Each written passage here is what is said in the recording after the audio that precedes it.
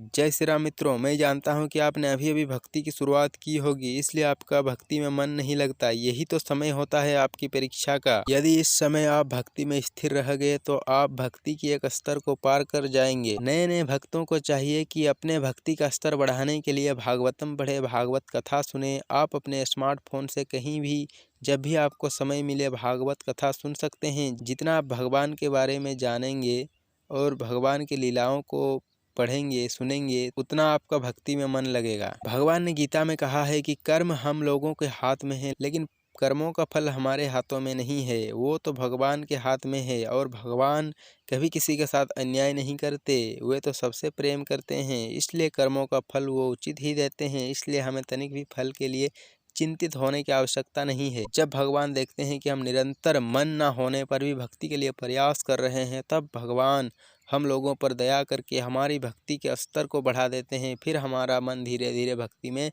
लगने लगता है। इसलिए विवेकी व्यक्ति को चाहिए कि वो निरंतर सही दिशा में भगवान की भक्ति में लगा रहे। अगर ज़रूरत है तो केवल हमें शुरुआत करने की। एक बार अगर हमने भक्ति की शुरुआत कर दी तो आगे का रास्ता तो भगवान स्वयं दिखाते हैं कि हमें आगे क्या करना है। कोई भी काम करते रहिए, लेकिन भगवान का चिंतन हमेशा बनाए रखें और भगवान को कभी ना भूलें। भगवान का नाम भी हमेशा जपते रहिए।